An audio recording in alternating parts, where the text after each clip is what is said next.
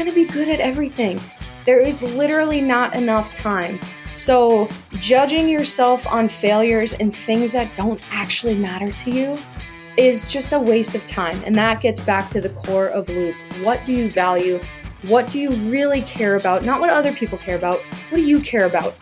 And that will help kind of drive which failures you actually need to pay attention to and which ones you can be like, okay, yeah, I'm not good at that. I'm not putting time into it because I don't care about it that much, and that's okay.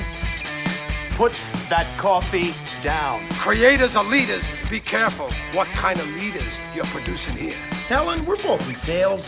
Let me tell you why I suck as a salesman. They realized that to be in power, you didn't need guns or money or even numbers. You just needed the will to do what the other guy wouldn't. I'm not leaving. The show goes on.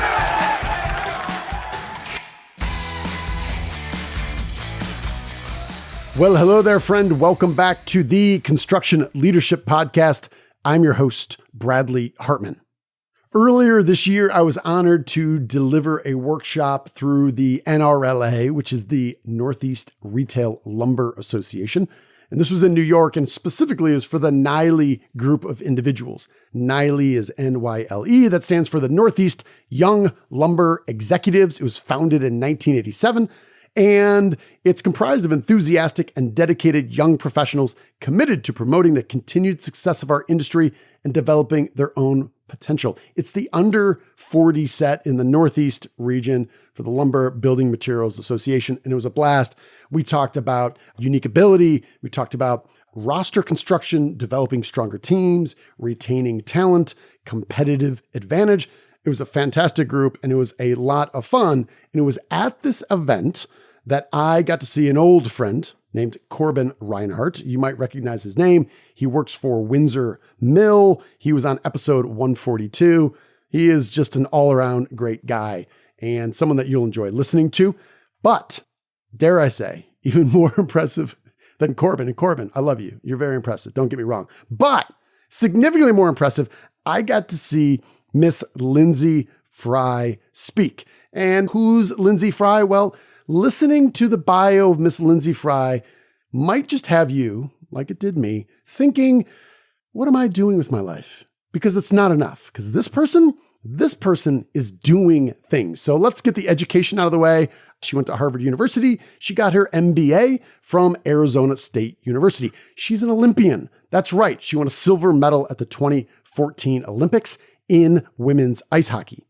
After graduation, she started her own business, Lyndsey Fry Hockey, that has run camps in 13 U.S. states and has helped grow women's hockey in this country. She has helped co-found a nonprofit that helps disabled adults and veterans, and she's an NHL radio color analyst. And quite frankly, if you look her up on LinkedIn, there's like another 20 things that are all listed. She's an entrepreneur. She gives back, and she's helping in a whole bunch of different ways. And like many people in our industry, she grew up in a very male-dominated industry, which is hockey, and has succeeded incredibly, and I think really expanded the overall reach of women's hockey in the United States and Canada. She's based in Arizona and works for the Arizona Coyotes, and she's got a bunch of really relevant stories to share and some mental models that will help you, I think, better position yourself to help you achieve your goals. Now, unfortunately for Corbin, I have to give his bio, but Corbin is the new business development in the Eastern United States at WindsorONE/Windsor Mill. This guy is a diehard wood nerd, knows more about wood and trees than probably anyone that I know, and he's a graduate of Penn State, which if he goes more than 10 minutes without mentioning, it's probably a victory for everybody. So he's a great guy, and I was thrilled to kind of have him as a co-host. He is the one that made all this happen for NYLE, for the NRLA, for me to bring Lyndsey into the fold. So for that, thank you. So without further ado, my friends, please enjoy my conversation with Miss Lyndsey Fry and Mr. Corbin Rinehart. As always, thank you for listening. Hello. Lyndsey Fry, Bradley Hartman, welcome to the Construction Leadership Podcast. Thanks, Corbin. It's great to be here. Lyndsey Fry, thank you for making time. Absolutely. Thanks, guys. Let's jump right in. I'm going to take the first question, Corbin. This is a little bit of different style. There's not many people that I would feel comfortable doing this kind of on the fly co-hosting deal with, but you, Understood. I would. Lyndsey, let's start with this one. Do you remember that time that you got kicked out of school? Can you tell us what happened there? And maybe give us a little context of the Arizona to Colorado thing, to just give us a little bit of context of what happened in your youth. Yeah, it is true. I did get kicked out of my public high school when I was a junior in high school. And there was some build up to that. So I had started during my freshman year of high school traveling back and forth to Colorado to play on a girls' team there, because prior to that, I was playing on a boys' team here in Arizona. And once I got into that age in high school where colleges were looking to start recruit their players, it became pretty apparent to my family that if I was playing on a boys' team in Chandler, Arizona, colleges and women's college hockey coaches probably weren't going to find me. So I started flying back and forth to Colorado throughout my freshman and sophomore year. I was missing a lot of school. I was kind of right on that bubble of what was like acceptable for a public school. And I think the reason I got away with it, even my freshman and sophomore year, is because I had pretty good grades. So they're like, okay, it's at least not affecting that. But junior year, like first day of my junior year, I found out that I got invited to go and try out for the under 18 national team. And it was going to be like 2 weeks of school missed right out of the gate. And finally, my public high school was like, listen, this is putting our funding in jeopardy. Like, we can't do this anymore. So yeah, I got booted from my school and had to figure out an alternative. And online school was the way we made it work. The headline of got kicked out of school as a junior, went to Harvard, comma, Olympian, all is well that ends well, I think. Yeah, exactly. I got really into the quote, prove people wrong at a pretty young age, which I think is natural. When you're like a little girl growing up in the desert of Arizona and you're playing ice hockey with the boys, that was sort of my like credo all throughout my childhood. And when I got kicked out of school, that was the same deal. So I guess the way this all got connected was we all worked the NILE Spring Leadership Conference this spring, and that kind of kicked off, hey, we should talk further in this platform. So I guess the main thing I want to try to get into here is some of the mindset that Lyndsey has around her framework LEWP. And I think we'll probably dig into that as we keep rolling forward here. Yeah, and I'm glad that you brought that up, Corbin. Thank you. And I really appreciated the opportunity to talk about it at the NILE conference. So LEWP is really my personal development and leadership framework. It is, I think, a critical way for us as people and as leaders to figure out a way to understand what we value, what's important to us as we're approaching family, business, whatever it is, and how we can actually manage our time in a way that effectively helps us really live the life of happiness that we want to live. And I know, we talked about it. In some ways, that sounds a little fluffy, but I think what's really important to recognize, and we see so much research about this coming out, that, the happier your leadership group is, the happier your employees are, the better your business output's going to be. And so what maybe seems to some people who are, very, very, I guess, sort of in that tunnel vision, it's all about putting the nose to the grindstone. It's making sacrifices in your life at every single turn just to meet whatever your business objectives are. We can't do that in the grand scheme, or it's not sustainable to do that if we've got people who are burning out, if we've got people who are frustrated when they're showing up to work, if we've got people whose family lives are suffering. So really, LEWP is all about how do we find that balance in our day-to-day so we can be the best versions of ourselves. And LEWP is an acronym.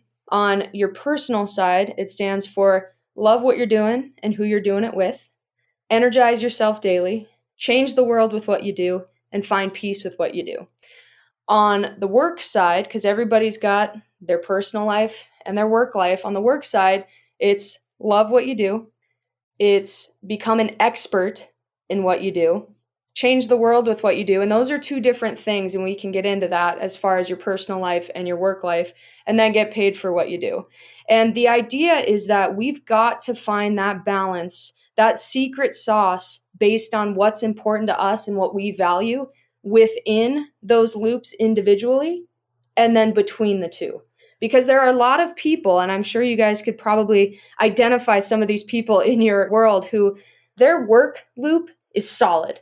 They are organized. Everything that they care about in their work life seems to be firing on all cylinders. They're crushing their job. They're getting paid well. Everything is rocking. But their home life might be falling apart. And I think, unfortunately, we see that so much where, we see divorce. We see people who don't really have strong relationships with their children. We see people who are not really giving themselves an opportunity to relax, recharge, do what they need to do to keep themselves moving, keep themselves healthy. And then on the flip side, we've got, I think, and I'm going to make fun of my own generation because I think that's sometimes what happens is people look at the millennials or the Gen Z, and the older generations look at us and go, oh my gosh, they want just endless vacation and they want to just relax all the time and they don't want to work very hard. And there's probably some truth to those stereotypes in both directions with the generations. My goal is to help educate people and help them realize that there is that balance that needs to be found. And from a leadership standpoint, every single person's loops are going to be different. That 24-year-old that you're managing, their process, their values are going to be different than the 37-year-old that you're managing. And you've got to be able to understand that, learn your employees, learn what they value, learn what is most important to them to be able to succeed if you want to effectively lead them. So hopefully that kind of covers LEWP in a nutshell. And I had an absolute blast at Niley sharing that with everybody. Well, I got a quick little update from Corbin on this, but I had to leave before you introduced this, and it just resonated with me. I'm not going to go into it. January of 2022, I had a TIA stroke, which is basically a stroke that's happening, and then it basically magically resolves itself. But it was a wake-up call for me. I was getting back into the best shape of my life. I was working, like a lot of things were going right. But obviously the balance was so far off, and the doctors were nice. And they said, this was due to quote unquote environmental factors. And the doctor goes, you know what that means? And I go, what does that mean? He goes, that means you're acting like an idiot. Drink more water, sleep more, less stress. And he said, rejuvenation is a skill. And I've been thinking a lot about that myself. And how do I put that into practice? Can you shed a little light on where LEWP fits in and maybe your journey to come to this realization? Because Lyndsey, if I'm looking at what you do, it does not appear there's a lot of free time. Like you are juggling like 10 different things and all of them seem really impactful and important. So maybe can you give us a little context on how you arrived here and what does that look like in any level of detail in what you do being so busy? Yeah, great question. So I do have my hands on a lot of different things. And I think this is really an important theme that comes up a lot when I talk about LEWP is it's really know thyself.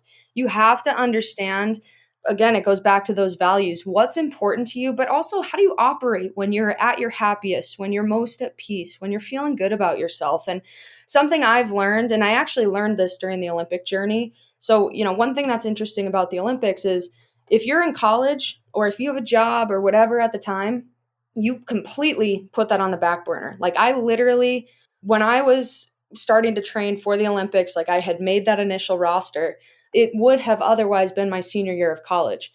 I literally withdrew from Harvard that year just to be a hockey player. And that was my entire life. It was you wake up in the morning, you eat, you go to the gym, you eat, you go to practice, you eat, you go home, you recover, you sleep, you do it all over again. And I did not realize until, getting into that a couple weeks or a couple months, how critical school was for me, because it gave me that distraction. It gave me a way for my mind to be focusing on other things, other friendships, getting my classwork done, just really stimulating my brain with something else that wasn't just hockey and what I did on the ice that day. And I kind of learned through that there are so many people that are very much like all or nothing. And that's great. If that works for them, awesome. I learned, I think, during that Olympic year that I need to have a few different things. I need to have a few balls in the air if I'm going to be happy. And I may drop one of them. And I have to be okay with that. And it happens, quite frankly, a fair amount. And I try to, have that not happen as much as possible. But I would rather have the 7 balls in the air and let one drop than just focus all day on one ball in the air. I get bored. So I think for me, that was something really important to recognize, was really, what do I need to feel good, to feel accomplished, to feel proud of myself every day? As far as how that looks day to day, I try to be extremely organized. I've got, my wife calls it a rail. I don't know, that's a work term that she brought home from working at the VA, but it's a rolling action item log is what it's called. And it's essentially, I lay out everything that I need to do, what the date is that I'm going to work on it, kind of your typical to-do list. But a couple of the things that I add to it that I think are pretty unique is, one, I put, of all these balls I have in the air, which category does it fall into? Is it my work with my hockey camps? Is it my work with LEWP and speaking? Is it my work with the girls hockey program that I manage? Is it my broadcasting work? Like, what is it? And then the cool thing is, because I'm kind of the way you described yourself as a book nerd, I'm sort of a data nerd. I want to see what the product of my work is. At the end of the month, I actually, run a little pivot table and I see visually on a pie chart, where am I investing my time? And to me, that is like the core of LEWP. So many people think like, oh, my family's good. Oh, my business ventures are good. Everything's fine. But until you actually see it and recognize, whoa, I'm spending way more time on this particular thing than I thought I was, that is really, I think, where the development and the change comes from. And I actually have a column that's a LEWP column as well, where I kind of put which letter of the acronym it is. So sort of measuring what I do is one way I sort of hold myself accountable and stay on top. As far as keeping myself energized, I am married to a dietitian, so I do eat pretty well, which definitely helps. And I try to move my body every day, which I think that's something that people, they fall into that trap of thinking that maybe isn't as important as it is, but it's critical to your mind, your body, your spirit, all the things. That's why that second letter of your personal LEWP is Energize. That's a big part of it. And then people ask me, how do you sleep? Like, how do you get any sleep? And I try to, as best I can, build my day around my sleep. That doesn't mean I always reach that goal, but I definitely try to get at least, 6.5 to 8 hours every night. But it's something that takes a lot of practice. It takes a lot of time. And I think people, like you said, rejuvenation is a skill. Finding whatever system is going to work for you and whatever routine is going to work for you is absolutely critical if you want to achieve whatever goals it is that you have. Yeah. And I think it's interesting because I think one of the keys to what you just said is the individuality among that whole experience. So it might be different for me. It might be different from 6 different people on my team. But knowing and understanding which one of those team members has this release or needs this to succeed or to thrive is key. I mean, like, I know for me, running up and down the East Coast, being on the road, managing 3 kids, family, the whole thing, my release is, okay, it's one day a week or one day every other week that I'm on the water for at least 3-4 hours as a fly fisherman, because that's the only place that I can turn off. Yeah. Like, that's the only place that I can go and my mind completely turns off. Even when I'm sleeping, if I wake up in the middle of the night, I start thinking about work, and the next thing you know, I'm laying there for the next hour and a half thinking about work. I did it last night. I laid there from like 2 to 2:45, 3 o'clock thinking about work. The only place I know I can turn off is on the water. So knowing that individuality and knowing each person on your team's individuality and how they can get their release and understanding that, I think is huge. And I think that goes to like figuring out what that balance looks like. So for you, you've been able to identify, okay, once a week or once every other week, I need my 3 to 4 hours. Otherwise, I can go all out and sustain that, and it's good. I am a little bit more like you, where as long as I know I've got some like fun, social, I'm very extroverted. So like as long as I know I'm going to be able to be around people and relax at least once a week, I'm pretty much good. I'm okay kind of keeping my head down and cranking out all the things I have on my list otherwise. My wife is totally different. She needs that daily dose of relaxation to to feel good. And it could be a 30-minute episode of watching TV, but if she doesn't get that daily dose, it will really affect her. And that, I think, it opens up this discussion around communication when we're talking about working environments, when we're talking about our families and everything that's going on. So much of it, and I know this sounds so obvious and cliche, but we all are terrible at it at certain times in our lives, is that communication. So as a leader, in my world, for example, I manage a staff of like 15 people with our girls hockey program. We've got 250 girls in the program, which means we've got 500 parents, all of whom want constant communication, right? But specifically with my staff, I have to be able to understand what they need, because what their needs are all going to be different. How they want to be interacted with, what they value, what they care about, it's all different. And if I, as a leader, don't initiate those conversations to understand what's important, then to me, that is a failure on my part. I need to recognize what makes them tick so that I can effectively lead them. I used to compare this all the time to being on my hockey team. I was the player who, if you yelled at me, I was done. Like, I very much had the mindset of, look, I will go out and do whatever you tell me to do, but you don't have to scream in my face. I had other teammates who were like, I'm literally not going to listen to you unless you're screaming at me. Like, I need that. It makes me mad. It gets me fired up. It makes me go out and play my best. And so in the sports world, I think it's the same for coaches. They need to understand their players. So I think there's really looking at LEWP as an individual and seeing how it can help you personally kind of balance everything and figure out what you need to be successful. But then when you hit that level of management, now it's a whole different game of how do I apply this to help support everybody else, which is really our job as leaders. It sounds like this obviously is really tied to kind of mentorship and thinking, whether that's mentors with a capital M or a small m, but thinking about my people and putting their needs first and kind of that servant leadership role. One of the stories that you shared when we were together in New York was about your coach. You were at Harvard and she pulled you aside, recognized your talent. I believe you were young. You can kind of confirm or deny that, first or second year there. But the question she asked, or what I wrote down, correct this as you need to, was, do you really want this? And that resonated with me because we got a couple different clients that this simple question of like, what do you really want? And then correspondingly, what are you willing to sacrifice to get it? And do we want to do that together? Is just such a powerful story. Do you mind sharing that? Number one, did I get the details right? Number two, can you tell that story? Okay. Yeah, you did. So I was fairly young. It was right after my sophomore year at Harvard. And timing wise, at that point, I was getting real close to kind of giving up on the Olympic dream, because that would have been in April of 2012. So that was less than 2 years away from the 2014 Olympics, which are the ones that I played in.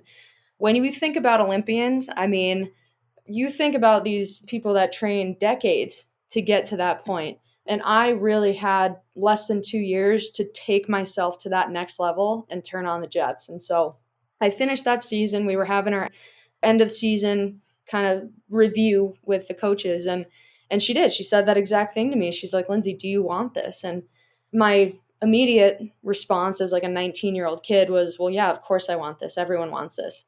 And she looked me dead in my soul and she was like, no, do you want this? And I thought about it for a second. I was like, I mean, yeah, but do you even think I have a chance? And she took her time. She goes, those first 3 lines, probably not. But that 4th line is open for the taking. And that was really kind of the trigger of, I have because she was projected to be that 2014 Olympic coach. I'm like, I literally have the Olympic coach telling me I have a chance of being on that team. And so if I don't do everything in my power, everything in my control to make it onto that team, and I don't make it, I'm going to regret that forever. And so that's really where I think it was the first time throughout my youth that I could really identify, like, yes, I want this. This isn't just the empty wish on the birthday candles. This is like, I am willing to do whatever it takes to get there. I was putting in extra hours at the gym. I changed the way I ate. I changed the way I trained. I really did not go out with my friends that much. And honestly, that was probably the hardest one as an extroverted person. But, I didn't want to go out and tempt, staying out until 3 a.m. and messing myself up for the rest of the week. And interestingly enough, that actually sort of cost me in a way my senior year when I came back from the Olympics, because I didn't get nominated as a captain, and it crushed me. And I realized it's because people didn't know me, because my junior year, the Olympic year I was gone. And then the year before that, I was like kind of a hermit in my room, going to bed at 9 p.m., like very, very structured. And that really stung that my teammates didn't see me as a leader. But it's because I needed to do what I needed to do to reach that goal. One of the things that Corbin will remember when we went through and we kind of ranked what our values were we did an exercise where we had all these values laid out, and it was, you had to put a number, 10 being, yes, this is the most important thing in my life. 1 being like, I couldn't care less about that. But the kicker was, I told people, you only get 1 10. You only get 1 9. And I think I said you only get 1 8. And there's a reason for that. It's because so many people approach life, and especially high performers, they approach an exercise like that, and they're like, oh, health, wellness, 10. Oh, work, 10. Family, 10. And they just go through and they're like 10, 10, 10, 10. And oftentimes, and I think you'll probably relate to this, Bradley, given your story that you shared, they get to like relaxation and they're like 2, and that I think is where people get stuck, is they go into things assuming that they can conquer it all at the absolute best of their ability. And it is literally impossible. So I hope that kind of helps answer your question. You talk about, what do you want? If you put a 10 on everything, you don't know what you want. All right, Lyndsey, just wanted to jump into like ambition, fear of failure, maybe a scenario where that might have come to play for you, either in the Olympic run or post-Olympic run, the whole thing. Yeah, this is one of my favorite and least favorite things to talk about, because there's a lot of, now it's all an opportunity to teach and learn and everything, but there was a lot of shame at the time. But I really struggled with fear of failure. And I think a lot of it was a product of growing up. I was pretty successful at things. I had a great support system at home that didn't really let me fail very often, which is good and bad. I think as I hopefully get ready to go into parenting, I'm going to try to maybe make some adjustments there. But, I was good at hockey. I was good at school. I had friends, like things were just trucking along. And then I get to college, and that was really where I was sort of exposed for my weaknesses for the first time, because especially when it comes to sports, when you're naturally talented, you can sort of hide your weaknesses up to a certain point. I get to college, and I think I shared this story with you guys at NILE, but I get to college, and the first thing we do had nothing to do with the on-ice part of hockey. It was all the off-ice testing. And, I've always been pretty strong, so the strength stuff was fine. Then we get to the conditioning test, and I hated conditioning. I hated it so much that I really didn't work on it that often. It was sort of just like, meh, as long as I'm on the ice at practice, I'm getting enough. So we had to do this test that was, you had to run 10 yards back, 20 yards back, 30 yards back in under like 25 seconds. And then you got the rest of the minute to rest, and you had to do it 9 more times, which maybe doesn't sound that awful. It's like 10 minutes of hell. It's terrible. So I get through the first one barely. And then I think the second one, I like by a hair made it. And I was like, all right, I'm going to fail the third one. But I was so afraid of failure. I was so afraid to show my weakness as a freshman in front of all of my teammates that instead of just doing it and failing, I like essentially pretended to pass out. And I hate telling that story so much, but it really was the first time I had to like face the music and experience that. And, of course my coaches were like, this girl, if she thinks she's getting away with this. They sent me to Mass General Hospital to get a stress test on my heart. I was fine. Heart was fine. I was just out of shape. And it really was the first time that I had learned that failure sucks. There's no way around it.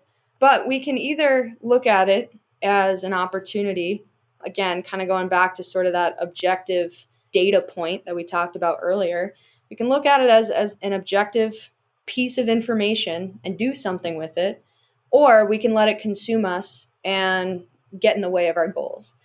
And so, when I think about failure now, I look at it completely differently. It doesn't mean that it feels good.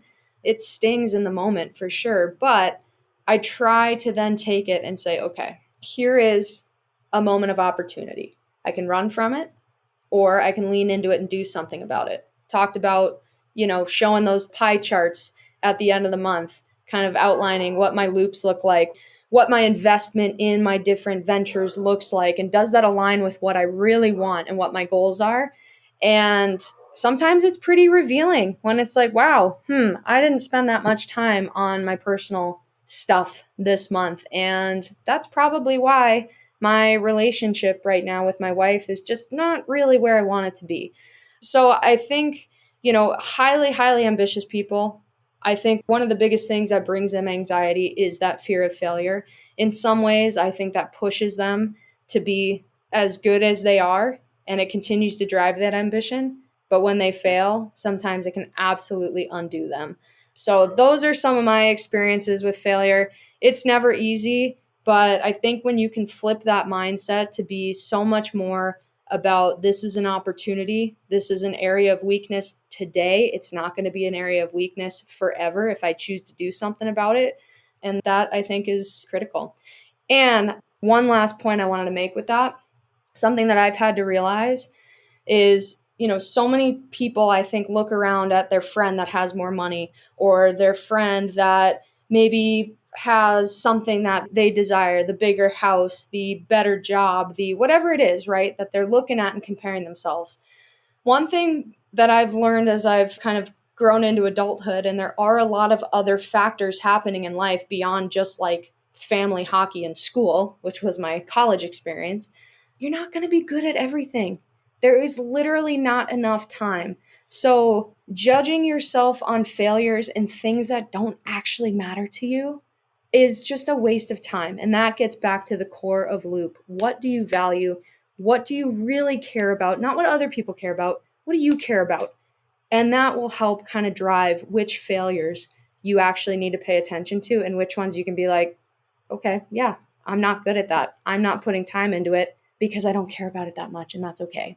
Lyndsey, tell us a little bit about kind of maybe the outcome and the aftermath and maybe the years that have followed your Olympic journey, because I think our audience would find it broadly agreeable. Anyone who's been an Olympian at any sport is something that is absolutely amazing. Even if you've just qualified, to win a medal is also amazing. I've also heard someone say gold medal, obviously it's amazing. Bronze, at least you got something. The silver is the one where it can just mess with your head because you were right there. Tell us just a little bit about, you guys win the silver medal. It's amazing. You're amazing, like all of that. Yet there is, I'm sure someone had felt on some right level, your goal was that gold and it was there. This is some version of failure as someone who, it's hard for me to actually say that, but I think fair to say you understand what I'm saying?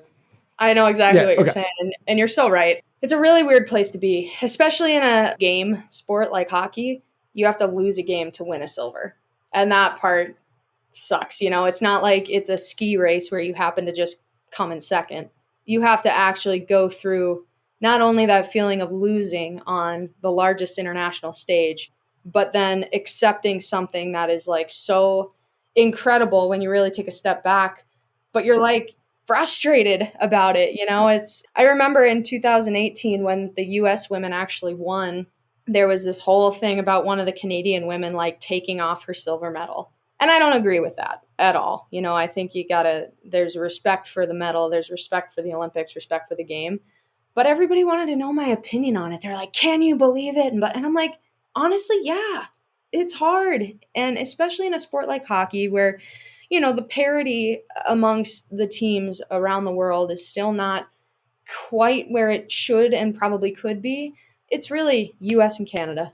So it does kind of drive that mindset of like, if you're not first, you're last, because Canada is the team to beat and vice versa. So yeah, it was hard. And I think is always going to sting, especially the way we lost it. It was, we were winning with 2 minutes left in the game and ended up slipping away in overtime.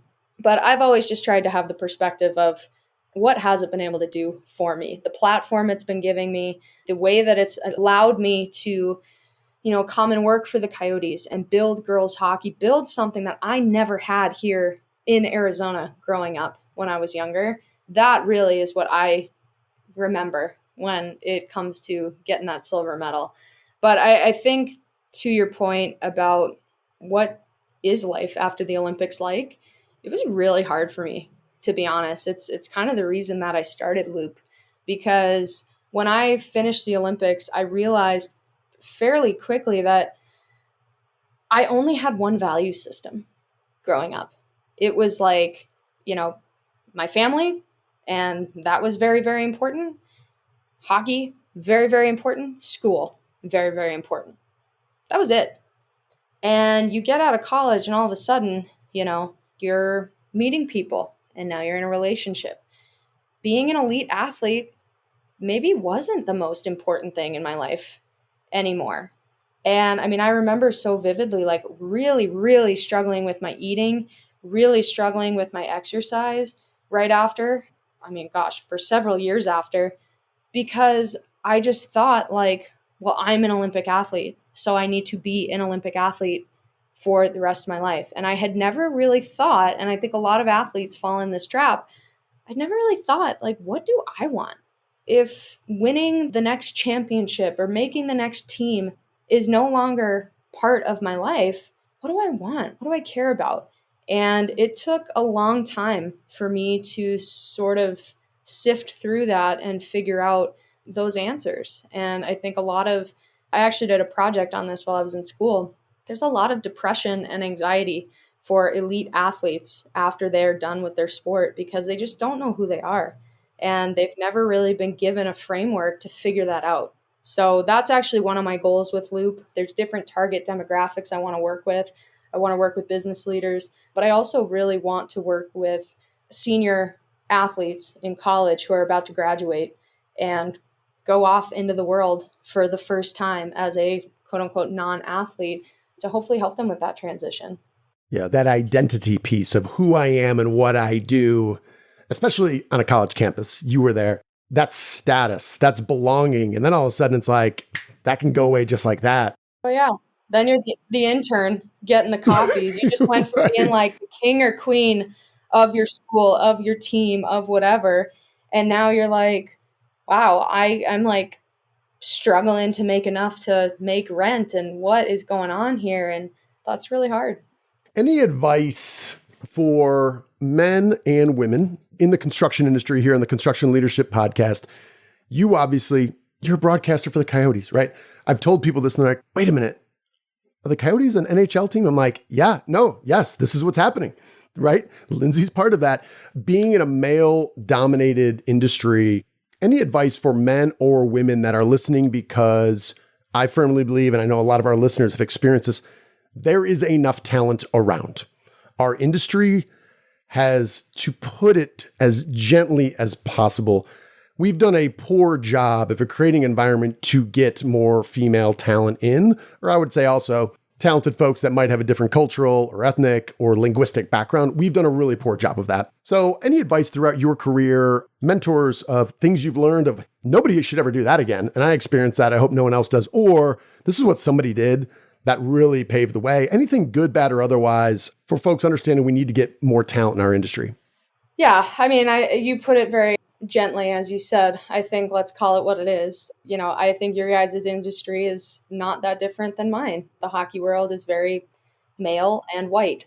And I think you guys are in the same boat. And, it's hard. I think especially in your guys' world and arguably in mine as well, I think there's a lot of generational influences with that. Just my opportunity to talk to people at Niley, it was, this was my grandpa's business, and then it was my dad's business, and now it's my business. And so it's hard to sort of diversify when there's that natural evolution of things being passed down. And I think it's the same thing for a lot of hockey people. It's like, I played hockey because so-and-so played hockey. I would look at my own journey. I played hockey because I fell in love with the Mighty Ducks movies. And you look at that ragtag D5 team for the Mighty Ducks, and, you had girls on the team. You had people of color on the team. I think Disney did a pretty good job of creating some exposure for a different group of people to believe that, oh, hockey maybe could be for me. That doesn't mean we don't have a long way to go, but I think intentionality is everything. If you are a man, it is about being that ally. It's about being that advocate. I got hired for the Coyotes and brought in by men. A guy named Matt Schott, who I knew growing up, was in the amateur hockey development department at the Coyotes. And he was the first one to call me when I graduated college to be like, look, I want to grow girls hockey and I need you involved. Boom, right there, opportunity. Our CEO at the time saw my value in a different lens. He saw that I had the educational elements, and he's like, I want to get you involved somehow on the business side. We need more women who understand the game and who also can, do the job and help us bring in a different demographic. Boom. He was a huge advocate. My current radio play-by-play partner is a man, and he was a big advocate for me getting that the analyst job. So I think for men, the biggest thing is be an ally. And that goes for white people as well. It's important that you are the one advocating for our brothers and sisters of color, our brothers and sisters who are maybe part of the LGBTQ plus community, whatever it is, right? We have to be the ones to help advocate for them. As far as women are concerned, I think I had the benefit of growing up in a male-dominated world, so it just never scared me. And to be honest, I didn't realize how unique that was and how fortunate I was to have had that experience growing up until I was in business school. And I watched these women who were brilliant, wonderful, I thought confident women, and we'd get in a mock boardroom with a bunch of men, and they would just clam up. And I was like, wow, that is what people talk about when they talk about what women experience in the workplace. So, I think for women, I don't know exactly the answer. I think it's find those allies first and foremost. Find those women who have been able to figure out how to hold their own in those male-dominated industries and learn from them. Watch how they carry themselves. Use them as mentors and try to get that guidance from them. I was really fortunate joining the Coyotes. We actually had, I think at the time I joined, more women in senior leadership than any other NHL team. And that definitely helped me a lot. But, I think it goes back to that willingness to communicate, that willingness to ask for help, that willingness to learn that we talked about at the beginning. I can't go and advocate for my colleagues of color or, anyone else without understanding what it is that they care about. What do you need? What can I help you with? So I would say those are some of the things that we can do, and trust the process. This takes time, takes a lot of time, but bit by bit, I think if we are being intentional with our actions, we can make a lot of really positive change. Yeah, I think it's really interesting because me being involved with the Young Lumbermen's group, Niley, for 10 years now. So even in the last 10 years, I've seen things start to change. We're seeing more and more women involved. And I think it is generational. I think Bradley makes a good point. We see right now in the industry, no matter what way you look at it, if you look at the industry, the LBM industry right now, and you look at the LBM industry in 12 to 15 years, we are going to see massive turnover from retirement. And I think as that next crop comes through, I think you're going to see a lot more diversity come through. I mean, even within Niley, we've got more women involved now than we had 5, 6, 7, 8 years ago, which is awesome to see. Well, and I think that goes to, and not saying that this is necessarily Niley's role or responsibility, but I think it certainly could be something that you guys bring some intentionality to is, how do you bring in that diverse speaker to educate everybody on how you actually build that pool? Because I think one of the traps we fall into is just assuming it's going to happen naturally. Like, oh, all these people are retiring, so the people that come in will be different.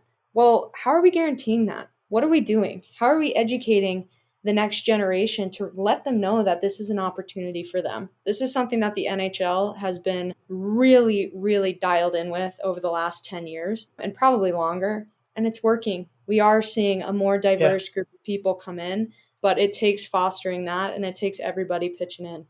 Yeah, and it's awesome you say that because I know Bradley probably gets it on a daily basis talking to high level employees within the industry and execs and leadership.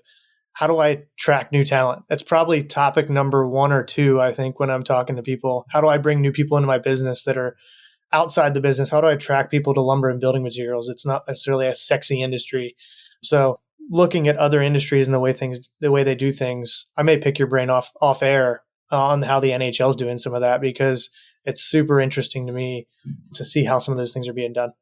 It's funny you mentioned that, Lyndsey. Somebody said the other day, as we were kind of talking about this general issue, not specifically about it, but he said, culture changes. This industry is going to change let's just say it. These are baby boomers. It's going to change one death at a time. And I said, all right, I think we maybe can substitute retirement for that. But also, to your point, things don't just change because things change, right? They don't change the way we want them to just because, the demographic shift. No. History is written by people saying we're going to make this happen, and hell or high water, and it might take longer, but we're not going to stop. And it's got to be really intentional. So I think that's a great point to kind of wrap us up on. But before we go, I want to make sure we make it really clear for people who are interested in some of the things that you are doing differently to help on mental performance, of work-life balance, of LEWP. Where can they find more about what you do, what you're passionate about, and how you can help people? Yeah, so I think the easiest way is go to lyndseyfry.com, and you can find really everything that I do. I'd love to have conversations with people and, figure out, is there some coaching that I could be helpful with? Is there, some speaking, some workshops, whatever it is that I can do to really help you achieve your goals with the group that you manage from a personal level? I want to be here for you. So lyndseyfry.com is the best place to go for that. Lyndsey, I appreciate your time. Thank you. What I love about this is there's 2 different types of mentors in my mind. We have kind of capital M of people I know who've kind of really firsthand changed my career. And then you have these other people that are kind of out there that are doing different things that we can learn from. They have courses, they're on podcasts. You're going about sharing your insights that you're a mentor and can change. And I think I'm staring at this LEWP framework here, and it's something I'm excited to fill out, and I think it can help. So thank you. And Corbin Rinehart, as always, great to see you. Thank you for your help, and thanks for bringing us all together and making it happen. Yeah, thank you both. I appreciate all the time. All right then, friends, how did that go? Hopefully you enjoyed my conversation with Miss Lyndsey Fry and Corbin Rinehart. If you got value from this, please rate and review us on whatever podcast platform you're listening to. That means more to us than you know, as we try to grow our audience and bring this construction community closer together to build more profitably and enjoyably and more safely. If you are in the Northeast, you should absolutely check out and become involved with the NRLA. That's the Northeastern Retail Lumber Association. If you are under 40, you got to get involved in NILE. That's the Northeastern Young Lumber Execs. You want to be part of that. A lot of energy, a lot of insight, building relationships. And we know how important relationships are in this business. This will absolutely help you. All right, then, friends, that's all I've got. We're going to close out with our leadership mantra. You, my friend, are owed nothing. Deliver value first. Make it a great week.